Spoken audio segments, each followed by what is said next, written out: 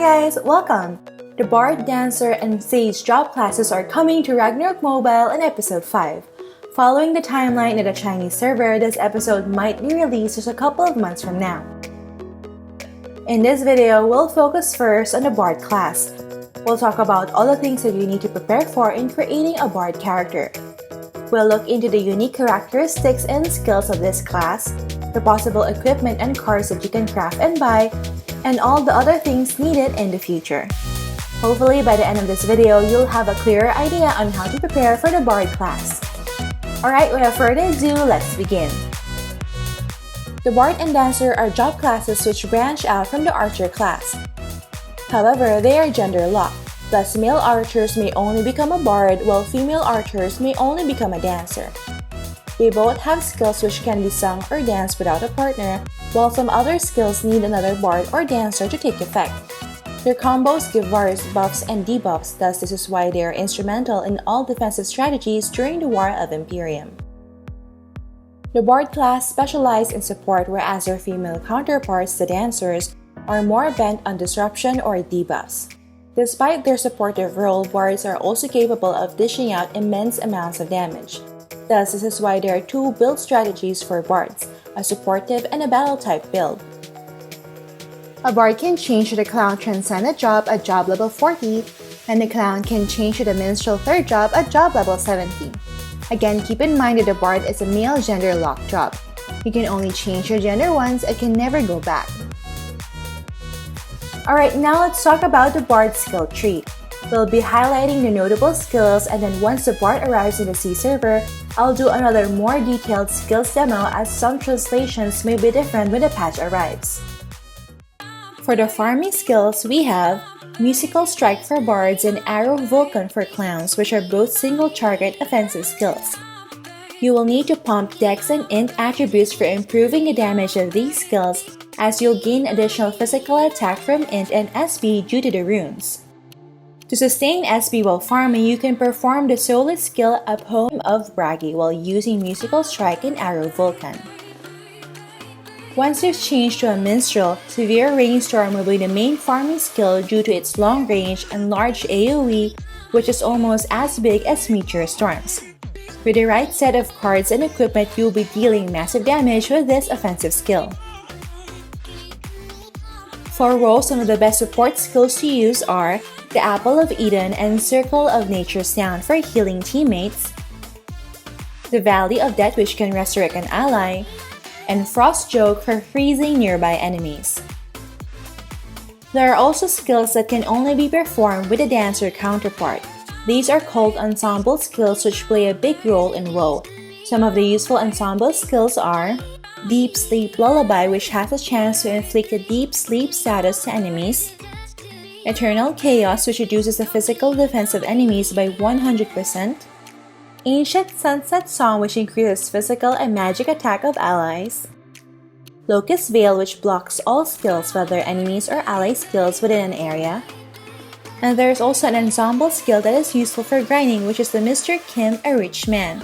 Using this with a Dancer partner will increase the base and job experience gained by all party members by 100% at skill level 15. If you want to know more about the BARD, Clown, and Minstrel skills, I have the information from the ROM Society linked down below.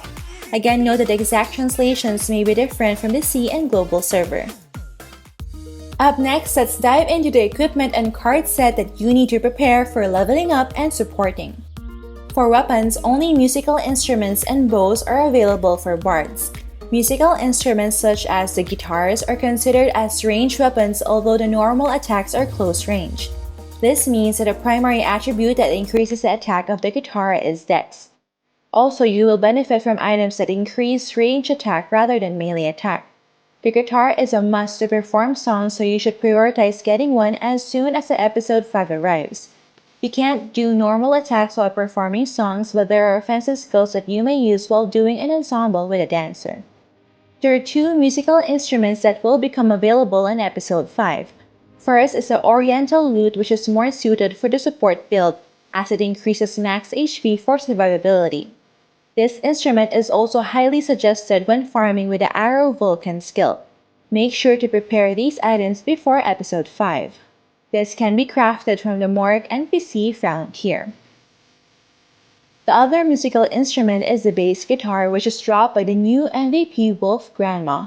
This is more suited for the Minstrel battle type build since it increases the damage of severe rainstorm. Make sure to get a +10 or higher bass guitar as every refine +1 increases the severe rainstorm skill damage by 2%. As for the weapon cards, you can craft or buy 2 Rain of Arrow cards, as this significantly increases skill damage of severe rainstorm. These are the requirements to craft the Rain of Arrow card. For the support build, you may inlay either a Menta Ant Egg card for more HP or Sting Star card for more def and MDef. Next, for the armor, there are lots to choose from, such as the Tights, Stardust Robe, and Staunch Clothes for the Arch or Morale 4th enchantment. But for the Severe Rainstorm build, the most ideal weapon to use is the Elegant Uniform. This is unlocked and crafted after completing the Minstrel quest in Niflheim, a new city that will be released in Episode 5. However, for the support build, you will benefit from using the stage costume, as it gives high def, MDef, max HP, and int stat. It also gives higher damage reduction when performing skills if you have a +5, +10, or +15 refinement level. This is dropped by the new MVP Lord of the Dead. As for the armor cards of the offensive build, you may use the Archer Skeleton Star card for additional attack or Monarch Star card for more ignore def. Meanwhile, for the support build, use the Thara Frog card for more demi-human damage reduction or 2 Argopi cards to counter poison. For the offhand of the battle build, you may use either a +10 or +15 Nal's bracelet for more range damage, or a Rosa bracelet when fighting against high-def monsters. As for the offhand of the support build, you may use a high refined static shield for more HP, def, MDef, and damage reduction from elemental attacks, then equip it with a mark card to avoid the freezing effect.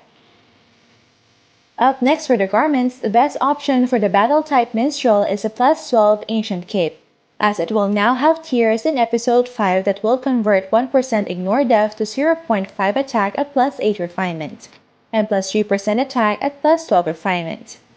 For the support minstrels, you may go with the Bard's Cape, which is dropped by the new Mini Piper. For the garment cards, equip a Ragic card or a Harpy card for neutral damage reduction. For the foot gears, we have the Rune Boots for the offensive build, and the Dance Shoes for the support build. The Dance Shoes is dropped by the new Mini Lollivery. It has a set effect with the stage costume, which increases physical attack by 5% and reduces the damage received by 10% when using performance skills. For footgear cards, inlay a Ferris card for more HP.